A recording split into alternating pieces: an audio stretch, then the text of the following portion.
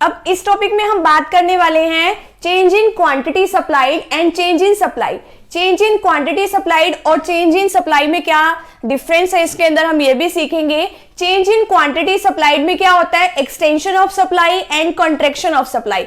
Extension का मतलब होता है बढ़ना और कॉन्ट्रैक्शन का मतलब होता है कि कम होना।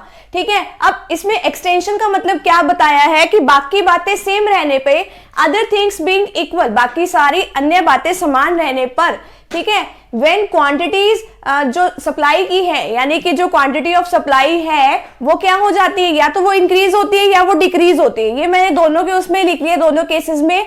अगर मान लो क्वांटिटी डिमांडेड जो है, यानी जो क्वांटिटी है गुड्स की, एक्सटेंशन ऑफ सप्लाई में अब हम क्या बात करेंगे। एक्सटेंशन ऑफ सप्लाई का मतलब क्या है कि हाँ भाई, जब प्राइस में चेंज होने की वजह से हम सप्लाई को ज्यादा या कम करते हैं। अगर हम प्राइस में चेंज होने की वजह से सप्लाई को बढ़ाते हैं उसको एक्सटेंशन ऑफ सप्लाई कहते हैं, और अगर हम उसको प्राइस में कम होने की वजह से ही अगर सप्लाई में कमी करते हैं तो उसको क्या कहते हैं, कंट्रैक्शन ऑफ सप्लाई। ठीक है, अब इसमें प्राइस और ये है क्वांटिटी ऑफ जो सप्लाई कर रखी है। अगर प्राइस 1 है तो क्वांटिटी जो सप्लाई कर रखी है वो कितनी है, वो भी 1 है। अगर जैसे ही प्राइस बढ़ गया, ठीक है, प्राइस के बढ़ने से क्वांटिटी जो सप्लाई कर रहे हैं वो भी बढ़ जाएगी।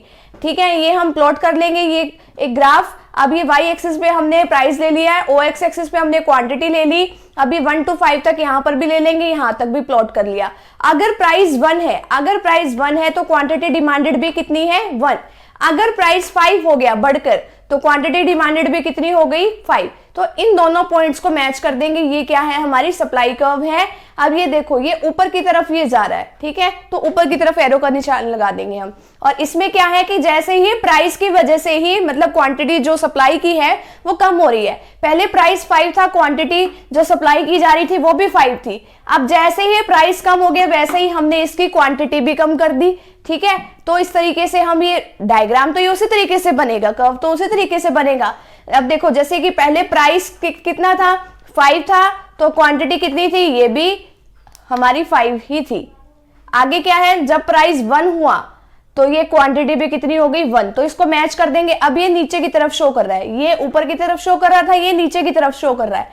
अब ये तो है कि प्राइस में कम या ज्यादा होने की वजह से डिमांड, उसमें सप्लाई में चेंज आया है।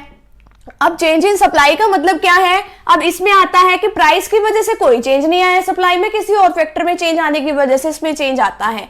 अगर उसकी वजह से दूसरे फैक्टर में चेंज आने की वजह से अगर सप्लाई बढ़ती है तो उसको इंक्रीज इन सप्लाई, और अगर सप्लाई घट जाती है तो उसको डिक्रीज इन सप्लाई कहते हैं हम। अब इसमें देखो, प्राइस तो सेम है, प्राइस तो पहले भी 3 था, अभी भी 3 है क्वांटिटी, लेकिन बढ़ के 3 से कितनी हो गई है, 4 हो गई है इंक्रीज इन सप्लाई में। तो ये क्वांटिटी हमने एक्स एक्सिस पे ले ली और वाई एक्सिस पे हमने क्या ले लिया, प्राइस। अब प्राइस तो कितना है, प्राइस तो उतना ही है, 3 है। अब यहां पे देखो 1 2 3, 1 2 3।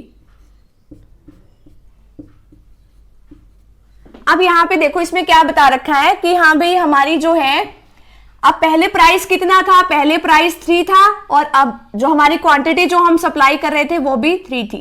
ठीक है, तो इस तरीके से हमारी सप्लाई का पहले वाली है, ये तो S1 है।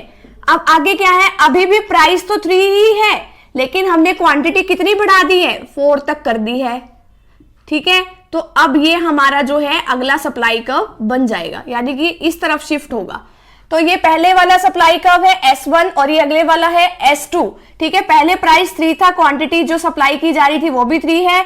अभी भी प्राइस तो 3 ही है, लेकिन क्वांटिटी कितनी बढ़ा दी हमने सप्लाई की, 4 तक कर दी है। ठीक है, तो पहले वाला ये S1 है सप्लाई का, अगले वाला S2 है। आगे क्या है, decrease in supply. Decrease in supply में अब ये तो इस तरफ शिफ्ट हुआ है ना, इंक्रीज वाले में, डिक्रीज वाले में ये ऊपर की तरफ शिफ्ट हो जाएगा। प्राइस तो सेम है, लेकिन क्वांटिटी पहले यहाँ पे हमारी 3 थी और अब कितनी हो गई है, कब होके 2 हो गई है। ठीक है, अब देखो, पहले तो प्राइस 3 था, क्वांटिटी डिमांड की जा रही थी 3। ठीक है, तो पहले वाला तो जो है हमारा इस तरीके से सप्लाई कर्व बनेगा। अब अगला क्या है, प्राइस तो अभी भी 3 है, लेकिन क्वांटिटी कितनी कर दी हमने, 2। तो ये अब वाला प्राइस का वो है हमारा सप्लाई कर्व है, तो ये क्या है, S2। तो इस तरीके से प्राइस में अगर चेंज आने की वजह से होता है तो होता है एक्सटेंशन एंड कॉन्ट्रैक्शन। अगर प्राइस में चेंज आने की वजह से नहीं, किसी और फैक्टर में चेंज आने की वजह से होता है, वो होता है इंक्रीज और डिक्रीज इन सप्लाई। तो फटाफट से भी आप यहां तक का स्क्रीनशॉट ले लीजिए।